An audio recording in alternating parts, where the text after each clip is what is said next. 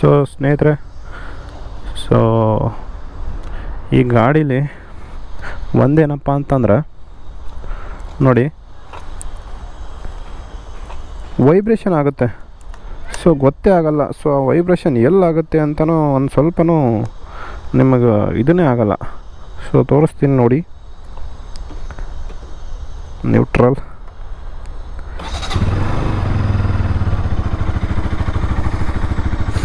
So NS ಇದೊಂದು legend ಗಾಡಿ ಅಂತಲೇ ಹೇಳ್ಬೋದು. ಈ ಥರ ಗಾಡಿ ಇನ್ನೊಂದು ಮಾಡೋಕ್ಕೆ ಆಗಲ್ಲ. E200 ಸೆಗ್ಮೆಂಟಲ್ಲಂತೂ ಇದು ಕಿಲ್ಲರ್ ಮಷಿನ್ ಇದ್ದಂಗೆ ಒಂಥರ. ಸೊ ಎಕ್ಸಾಸ್ಟ್ ನೋಡಿ, 2 ವರ್ಷ ಆಗುತ್ತೋ ಯಾವ ಕಂಡೀಷನಲ್ಲಿದೆ ಅಂತ ಎಕ್ಸಾಸ್ಟ್ ಸೌಂಡ್.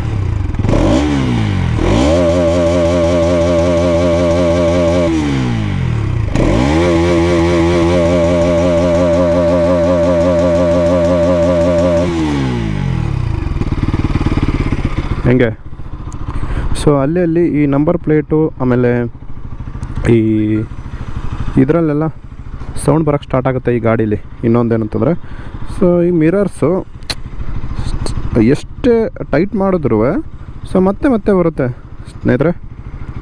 ಸೊ ನಮ್ಮ ಗಾಡಿಯಲ್ಲಿ ಒಂದು ಸ್ವಲ್ಪ ಇಲ್ಲಿ ಏನೋ ಒಂಥರ ಸೌಂಡ್ ಬರ್ತಾಯಿದೆ. ಮೋಸ್ಟ್ಲಿ ನಂಬರ್ ಪ್ಲೇಟಲ್ಲೇ ಇರಬೇಕು.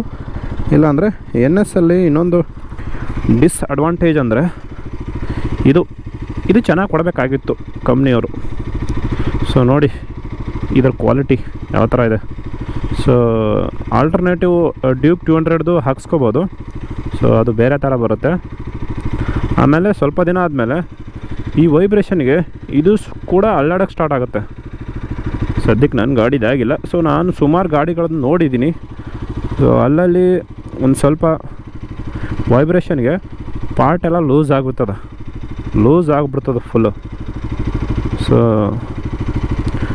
ಇನ್ ಫ್ಯೂಚರಲ್ಲಿ ಯಾರ್ಯಾರು NS ತಗೊಳ್ಳೋರು ಇದ್ದೀರಾ, ಸೊ ಈ ಥರ ಇರುತ್ತೆ ಗಾಡಿ ಕಂಡೀಷನು, ನೋಡ್ಕೊಂಡು ತಗೊಳ್ಳಿ. ಸೊ NS 400 ಕೂಡ ಚೆನ್ನಾಗಿದೆ.